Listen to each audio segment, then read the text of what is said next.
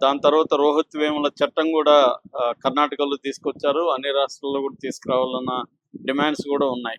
అంటే ఈ education upper ఆహ్, స్కూ ఎడ్యుకేషన్ ఇన్‌స్టిట్యూట్స్‌లో ఈ ర్యాగింగ్ అనేది ఒక భూతంలాగా మారిపోయింది. దీంట్లో మళ్ళీ జెండరు, కాస్టు ఇవన్నీ గూడా ఉన్నాయి. ఎక్కువగా ఈ దళితుల మీదనే ఇలాంటివి జరుగుతున్నాయి. రెండోది వీళ్ళు హైయర్ ఎడ్యుకేషన్ వరకు కొంతవరకు రిజర్వేషన్ యూజ్ చేసుకొని, లేకపోతే వాళ్ళు కష్టాలు పడి వచ్చుంటారు. కానీ అక్కడకొచ్చేసరికి వాళ్ళకి సరిగ్గా లాంగ్వేజ్ రాకపోవడం, కమ్యూనికేషన్ స్కిల్స్ లేకపోవడం, రెండోది వాళ్ళ బ్యాక్‌గ్రౌండు ఒక వెనకబడిన బ్యాక్‌గ్రౌండు, కల్చరల్లీ ఆల్సో వాళ్ళు కాన్ఫిడెన్స్ లెవెల్స్ పెద్దగా ఉండవు. వాళ్ళు పోటీ చేయలేకపోవడం వీళ్ళతో. సో, దాంతో వాళ్ళేమవుతారంటే ఇంట్రోవర్ట్‌లుగా మారిపోవడం, డిప్రెషన్‌లోకెళ్ళిపోవడం జరుగుతుంది. ఎందుకంటే వాళ్ళకి ఇప్పటివరకు హైయర్ ఎడ్యుకేషన్ లేనప్పుడు చిన్న కింది స్థాయిలో వాళ్ళకి పెద్ద అంతరాలనేవి ఉండవు. కానీ ఇక్కడికొచ్చేసరికి అంతరం ఆహ్, బిగ్ అయిపోతుంది. లెక్చరర్స్ వీళ్ళు కూడా పక్షపాత ధోరణితో వ్యవహరించడం ఎక్కువగా ఉంటది. కాలేజీ యాజమాన్యం కూడా వీళ్ళ వైపున గట్టిగా నిలబడదు. సో, దీంతో వీళ్ళు ఏం చేయాలి? ఎవరితో చెప్పుకోవాలి? అనేది ఉండదు. సో, షేర్ చేసుకోలేరు వీళ్ళ పెయిన్‌ని. ఆహ్, దాని తర్వాత వీళ్ళకి సపోర్ట్ సిస్టమ్ ఏమీ ఉండదు. దాంతో వీళ్ళకి ఒకే ఒక పరిష్కారం ఆత్మహత్య అనే పరిష్కారమే కనపడుతుంది. సో, అందుకని చాలామంది నిపుణులు చెప్తున్నదేమంటే కంప్లీట్‌గా ఇంటర్నల్ కంప్లెయింట్స్ కమిటీ ఉండాలి.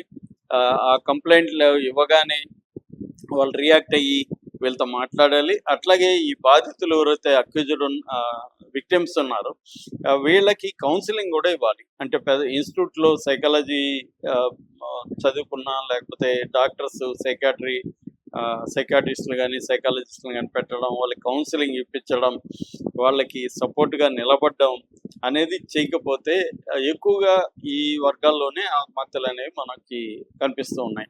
సో, ఇది అక్కడ ఇంతకుముందయితే కొంత స్ట్రాంగ్ విద్యార్థి సంఘాలు ఉండేటివి. కానీ ఇప్పుడు మెడికల్ కాలేజ్ ఇలాంటి వాటిలో విద్యార్థి సంఘాల రోల్ కూడా ఆల్మోస్ట్ తగ్గిపోయింది. జనరల్‌గానే విద్యార్థి సంఘాల రోల్ అనేది బాగా తగ్గిపోయింది. ప్రైవేటైజేషన్ వచ్చినాక విద్యార్థి ఉద్యమాలు గాని, విద్యార్థి సంఘాల యాక్టివ్‌గా ఉండడం గాని తగ్గిపోయింది. దానివల్ల వీళ్ళకి మామూలుగా అయితే ఇంతకుముందు విద్యార్థి సంఘ నాయకులతో ఇలాంటి ఇష్యూలు వెళ్లి చెప్పుకుంటే వాళ్ళు డీల్ చేసేవాళ్ళు గవర్నమెంట్ కాలేజీల్లో. కానీ ఇప్పుడు వీళ్ళు ఎవరికి చెప్పుకోవాలో ప్రధానికి తెలీదు. ఇక్కడ కూడా చూస్తే ఈ అబ్బాయి ఆల్రెడీ తనకి జనరల్ సర్జరీ రాలేదన్న ఒక పెయిన్ ఉంది. దాని తర్వాత ఇక్కడ కాలేజీలో ఏదో ఒక పద్ధతిలో వచ్చిన దాంట్లోనే జాయిన్ అయ్యి మనం వెళ్దాం అనుకున్నప్పుడు ర్యాగింగ్‌ని అతను భరించలేకపోయాడు. అవమానకరంగా ఫీల్ అయ్యాడు. ఆల్రెడీ ఆహ్, తను పనికిరాడు. తను అనుకున్న కోర్స్ తను తెచ్చుకోలేకపోయాడు. ఎందుకంటే మెడిసిన్‌లో మనకి ఇప్పటికి కూడా చాలా భయంకరమైన కాంపిటీషన్ ఉంది. అంటే కోట్లు ఖర్చు పెట్టినా కూడా తమకి మినిస్టర్లు, సెంట్రల్ మినిస్టర్లు, స్టేట్ మినిస్టర్లు రికమెండ్ చేసినా కూడా చాలా చోట్ల సీట్లు వాళ్ళు కోరుకున్న బ్రాంచ్‌లు వచ్చే పరిస్థితి లేదు. ఇవాళ ఏమైందంటే చాలామంది ఏది మంచిగా డబ్బులొస్తుంది, ఏది ఆహ్, మనకి బావుంటది అది చూసుకొని ఆ బ్రాంచ్‌లే కావాలనుకునే ఒక ధోరణి కూడా బలంగా పెరిగింది.